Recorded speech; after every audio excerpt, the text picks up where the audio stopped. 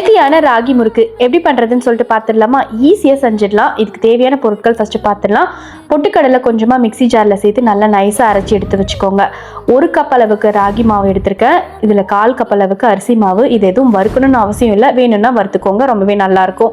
3 table spoon அளவுக்கு நம்ம ஏற்கனவே அரைச்சி வச்சுருக்க பொட்டுக்கடலை மாவு, உப்பு, கருஞ்சீரகம், கொஞ்சமாக பெருங்காயம், இதெல்லாம் நல்லா மிக்ஸ் பண்ணி விட்டதுக்கப்புறமா ஒரு 2 டேபிள் ஸ்பூன் அளவுக்கு பட்டர் கொஞ்சம் நல்லா உருகிற ஸ்டேஜில் இருக்கணும். அதை மாவோடு மிக்ஸ் பண்ணிவிட்டு பிடிச்சி விட்டால் இந்த மாதிரி வரணும். அந்த மாதிரி நல்லா மிக்ஸ் பண்ணதுக்கப்புறமா கொஞ்சம் கொஞ்சமாக தண்ணி சேர்த்து முறுக்கு மாவை நல்லா பிசைஞ்சு எடுத்துக்க போகிறோம். ரொம்ப ட்ரையாக இருக்கக்கூடாது, கொஞ்சம் இலகுவாக இருந்தால் தான் முறுக்கு பார்த்திங்கன்னா உடையாமல் வரும். அதுக்கப்புறமா எண்ணெயை காய வச்சுட்டு நம்ம டேரெக்டாகவும் சுட்டு எடுக்கலாம், இல்லை கரண்டியோட பேக் சைடில் முறுக்கு போட்டுட்டு அதுக்கப்புறமும் சுட்டு எடுக்கலாம். ரொம்பவே சூப்பர் அண்ட் ஹெல்த்தியாக இருக்கும். கண்டிப்பாக ட்ரை பண்ணி பாருங்கள். இந்த தீபாவளிக்கு ரொம்பவே ஹெல்த்தியான ரெசிபி, குழந்தைங்களுக்கு ரொம்பவே பிடிக்கும்.